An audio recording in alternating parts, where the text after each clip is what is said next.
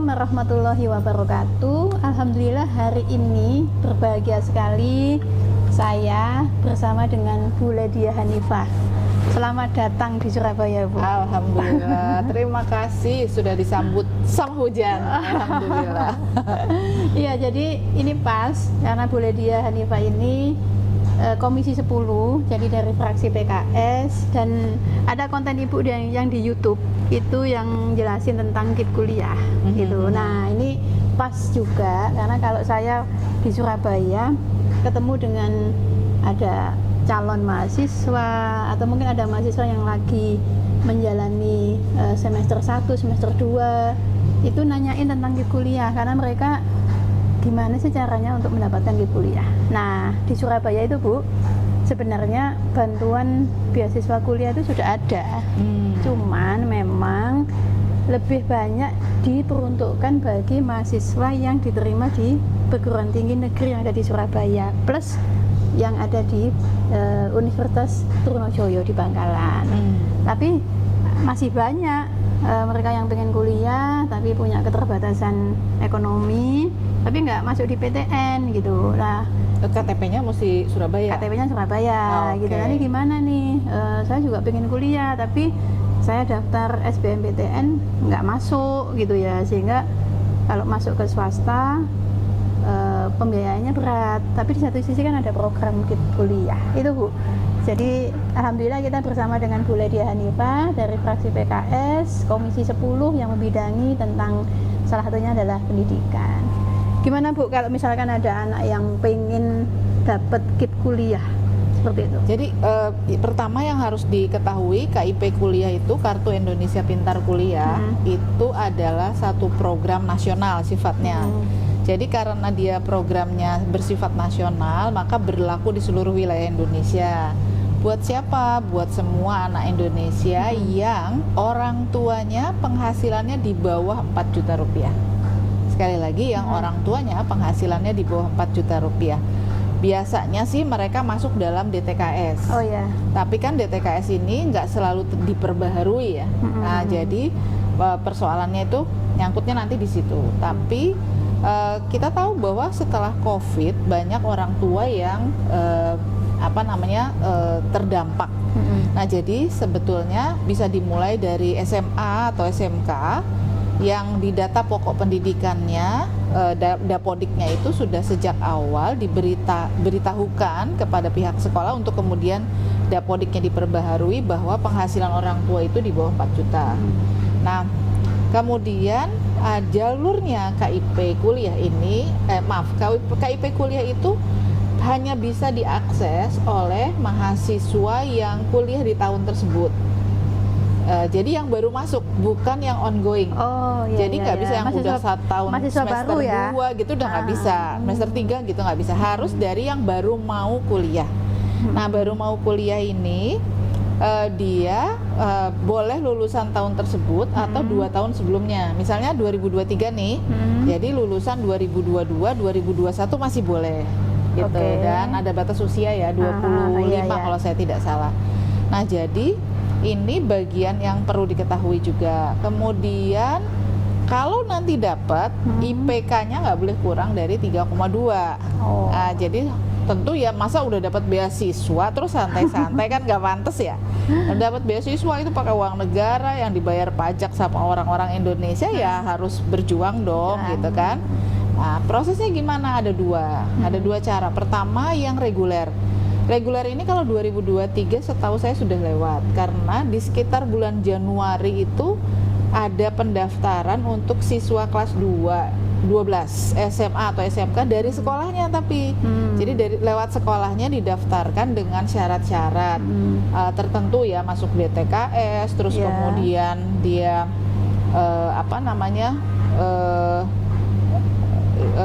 berprestasi gitu ya, kayak gitu-gitu lah ya pokoknya. Nah, kalau dia nanti diterima, diverifikasi dan diterima sebagai calon mahasiswa yang melalui jalur KIP kuliah, maka dia kuliah di mana saja itu bisa mengusulkan itu karena dia sudah terdaftar di pusat, di Dikbudnya sudah terdaftar. Nah, cuma kan itu terbatas sekali. Jadi ya Mbak Reni, yang ini yang kalau masih kelas 12 itu kemarin udah bisa.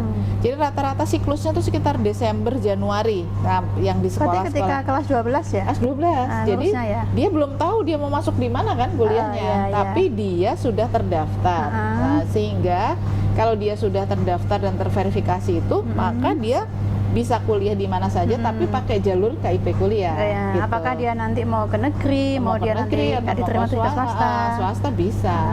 Nah, yang kedua jalurnya yang reguler, artinya daftar ke kampus, terus kemudian ketika daftar ulang tuh udah langsung menyampaikan bagaimana mereka menyatakan bahwa mereka ingin dengan KIP kuliah. Berarti ketika sudah dinyatakan diterima. Oh, itu dulu ya, Aus.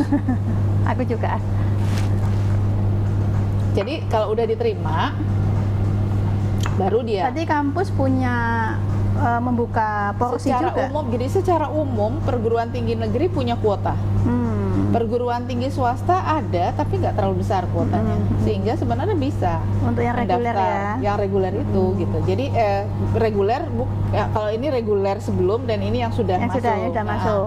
Jadi dia sudah masuk. Nah, ini jadi bagian perhatian sih sebenarnya buat semua ya. Syaratnya sama ya, Bu? Sama, syaratnya sama. Syaratnya semua secara umum sama. Nah, yang seringkali kalau terutama kalau buat kampus swasta ya, yang agak berat itu karena dibayarkan SPP, UKT lah ya, kalau kita sebutnya UKT. SPP ya nama lainnya. Itu tergantung dari akreditasi kampus. Jadi kalau akreditasi kampusnya baik ya, berarti kan kalau dulu namanya C. Itu hanya 2.400.000 per semester. Sementara kampus-kampus swasta banyak yang udah 3 juta, 3,5 juta kan per semester. Tapi dia akreditasinya masih C atau baik. Dengan demikian dia harus nombok, kampusnya yang harus nombok, bukan mahasiswanya. Mahasiswa nggak boleh ditarik sama sekali gitu. Nah, mahasiswa sendiri juga mendapatkan uang saku. Kalau KIP kuliah ya, mendapatkan uang saku yang dibayarkan per semester. Uang sakunya per semester ya? Per semester. Uang saku itu di setiap kota berbeda tergantung dengan biaya kemahalan hidupnya. Berarti ada standar biaya hidupnya dan dibayarkannya per 6 bulan dan masuk ke rekening siswa.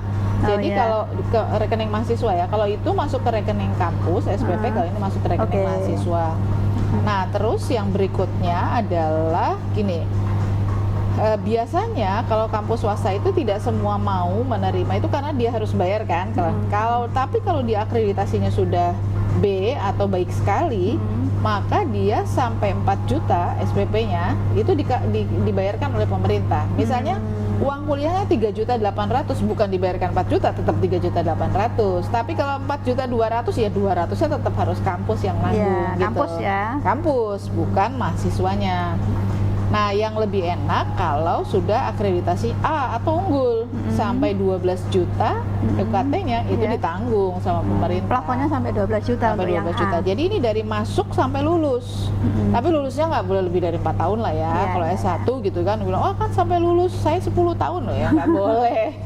Jadi itu yang perlu diketahui supaya tetap, dan kalau nilainya nggak bagus bisa jadi dicabut gitu. Jadi, Bu, kalau gini Bu, biasanya ada anak ya, misalkan di Surabaya, dia SMP-nya itu dapat KIP, kemudian SMA-nya kan ngelanjut nih, dapat. Itu otomatis nggak nanti kalau pas lulus SMA dia otomatis akan terdaftar di KIP kuliah atau dia mesti daftar lagi?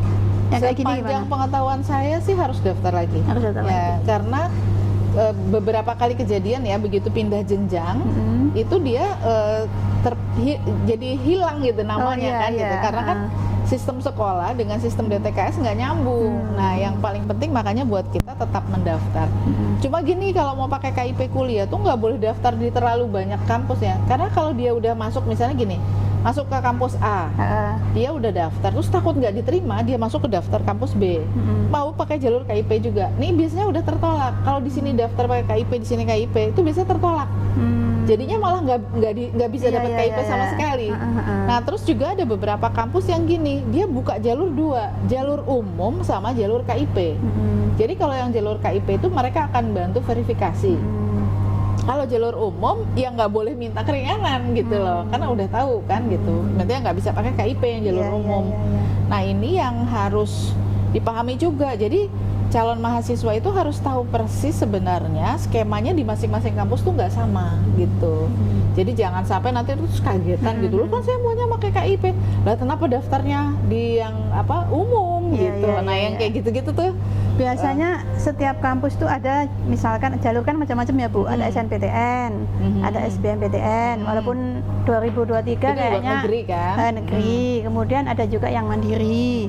Itu nanti tergantung kampus kan, dia mau buka porsinya apakah boleh untuk KIP atau enggak kan gitu kan. Betul, artinya sebenarnya di jalur mandiri pun ada yang memberikan porsi untuk KIP. Tergantung dari kampus sekali lagi. Karena kan kalau jalur mandiri biasanya UKT besar. Kalau dia akreditasinya belum sampai A, itu berat. Kenapa kita dorong supaya berdasarkan akreditasi. Jadi selama ini fakultas kedokteran tuh agak susah untuk bisa dapat KIP kuliah, padahal banyak yang tidak mampu tapi pengen kuliah di kedokteran kan. Padahal mereka pinter gitu. Nah, karena biaya tinggi. Nah, makanya kemudian supaya bisa mengejar kalau program studi ya. Jadi akreditasinya bukan akreditasi perguruan tinggi, tapi akreditasi program studi. Itu begitu dia A atau unggul, maka dia sampai 12 juta tuh di cover gitu. Plafonnya sampai 12 juta. Sampai 12 Artinya juta peluang SPP. untuk program studi kedokteran sebenarnya ada, harusnya bisa gitu. Nah, tinggal tadi mau ngurus apa enggak gitu. Jadi ini bisa dimanfaatkan ya informasi ini untuk yang, kalau untuk yang 2023 ini sudah belum ya Bu? Nah, jadi gini, yang ini sekarang kan bulan belum, Februari nanti nih, paling cepat tuh pembukaan pendaftaran tuh baru Juli Agustus. Agustus. Ya, artinya dia sudah ada kelulusan, udah mulai penerimaan mahasiswa baru gitu. Nah, itu baru. Nah, bisa. berarti informasi ini pas nih Bu. Bulan Februari. Iya, sekarang bulan apa? Februari. Masih ada kesempatan. Jadi kalau di Surabaya itu memang ada program-program tadi, tapi cuma memang ada keterbatasannya. Kebanyakan untuk perguruan tinggi negeri dan yang ada di Surabaya. Tapi kalau KIP ini kan mau di kampus mana aja kan bisa. Bisa negeri, bisa swasta. Tapi yang saya tahu harusnya sih di bawah Kementerian Agama juga ada. Cuma ada juga. Saya nggak begitu paham karena saya mitranya dengan Kementerian Pendidikan Kebudayaan Ristek. Iya. Bu, yang tadi kalau syarat untuk masuk di TKS itu dia syarat ini ya, syarat yang memang harus dipenuhi ya. Sebenarnya gini, karena DTKS itu kan juga banyak yang tidak masuk ya dalam DTKS. Jadi di beberapa kampus di beberapa kondisi masih dimungkinkan, kalau masih memungkinkan ada SKTM, tapi nggak semua daerah kan pakai SKTM kan gitu. Ini yang kita akan coba dorong, saya di DPRD Kota Surabaya, untuk mereka yang ingin mengambil peluang ini ya, dan kita nanti akan dorong juga di pemerintah kota supaya warga yang tidak mampu yang ada di Kota Surabaya itu juga bisa masuk di DTKS sesuai dengan kriteria yang ada. Iya, betul. Jadi karena mereka nanti bisa dapat intervensi yang lain, tidak hanya beasiswa kan, untuk intervensi yang lain dia akan mendapatkan. Oke, jadi mungkin ada pesan ini Bu. Sebenarnya kan kalau pembiayaan ada banyak program ya, dari kementerian, kemudian dari pemerintah daerah, dari Pemkot Surabaya gitu ya. Mungkin Bu Ledia bisa kasih pesan-pesan buat pelajar-pelajar kita ya, di samping nanti ngejar kesempatan beasiswa, tapi juga mungkin semangat berkompetisi, karena memang masuk untuk perguruan tinggi itu kan juga butuh kompetisi ya Bu. Mungkin kiat-kiat supaya nanti bisa tembus. Adik-adik, jadi gini, ada beasiswa kalau tidak ada kemauan belajar ya percuma. Jadi yang paling utama sebetulnya adalah kemauan untuk belajarnya. Ada beberapa kasus yang misalnya saya advokasi, udah masuk pakai KIP kuliah, tapi dia berhenti belum 1 tahun dengan alasan kuliah itu capek. Ya makan juga capek. Jadi coba kalau makan terus-terusan pasti capek. Karenanya apalagi kuliah. Makanya semua juga hidup tuh pasti ada capeknya. Yang paling penting kamu niatnya apa? Kan inginnya mendapat ilmu, dapat manfaatnya kan dari ilmu itu, apalagi kalau nanti yang punya cita-cita tinggi ini harus diperjuangkan, nggak bisa datang begitu aja dari langit. Nah, sifat perjuangan itu sebetulnya kalau buat arek Surabaya udah biasa. Iya. Kan ini kota pahlawan, masa gitu kan, orang wani gitu kan. Jadi ini menjadi bagian yang sangat penting. Pelihara semangat itu. Kalau nggak bisa belajar sendiri karena misalnya kalau sendiri banyak godaan, ya udah bersama-sama dengan teman-teman, dan itu jadinya nanti kan saling mendorong supaya bisa saling menguatkan. Nah, juga kita perlu bisa mengukur diri kita sendiri, kita kenali minat dan bakat kita, kemana kita mau mengarahkan diri kita supaya nanti bisa jadi lebih pas gitu ya, optimal. Itulah di situ minat bakat kita, kemudian kita dapat belajar di tempat tersebut. Emang nggak akan persis seperti yang kita mau, pasti ada proses-prosesnya ya gitu ya, dan ini menjadi satu pengembangan yang lebih besar. Jangan putus asa karena semua ada prosesnya. Kita mohon kepada Allah Subhanahu wa Ta'ala supaya kita bisa menjalani proses itu dengan sabar, dengan hasil yang baik dan optimal, dan insya Allah ilmunya berkah bermanfaat, dan mudah-mudahan ya bisa. Nanti kalian ada yang bisa jadi misalnya wakil ketua DPRD kayak Bu Reni gitu kan, atau mau jadi anggota DPR RI kayak Bu Ledia, atau mau ke DPR RI boleh, jadi menteri, jadi menteri, jadi presiden lah, bisa gitu, karena memang itu ada prosesnya. Prosesnya itu yang harus kita tempuh dulu. Bismillah, la haula wala quwata illa billah, insya Allah bisa. Ya, sip. Terima kasih ini Bu Ledia. Jadi buat anak-anak Surabaya kita mendapatkan informasi yang penting ya. Ini moga-moga bermanfaat informasi ini, utamanya buat para pelajar yang punya cita-cita menempuh pendidikan tinggi. Untuk mereka yang barangkali pengen langsung bekerja dari SMA, SMK juga dibolehkan juga, tapi yang mau menempuh perguruan tinggi, ini mungkin ada tips terkait dengan pembiayaan. Salah satunya adalah program KIP kuliah dari Kementerian Pendidikan dan Kebudayaan yang menjadi mitra tugasnya Bu Ledia Hanifah Amalia. Lengkap ya Bu namanya? Komplit Panjang. ya, panjang gitu ya. Jadi sekali lagi matur nuwun Bu Ledia. Ya. Kita senang sekali bisa ketemu sama Ibu, dan saya manfaatkan waktunya karena informasinya banyak. Nanti ada link pendaftaran ya Bu ya dari kementerian ya? Biasanya ada link linknya tidak pendaftar, biasanya lewat kampus saja. Jadi kita kampus mau kemana kita mendaftar, biasanya di yang belum pas kita mau daftar kita bisa tanya kampus itu menerima KIP atau enggak. Gitu ya. Jadi seperti itu caranya. Nanti lebih lengkapnya nanti akan kita share di sini informasi-informasi lebih lengkapnya, atau mungkin ada kanal YouTube-nya Bu Ledia juga yang bisa diikuti, bisa disimak di sana.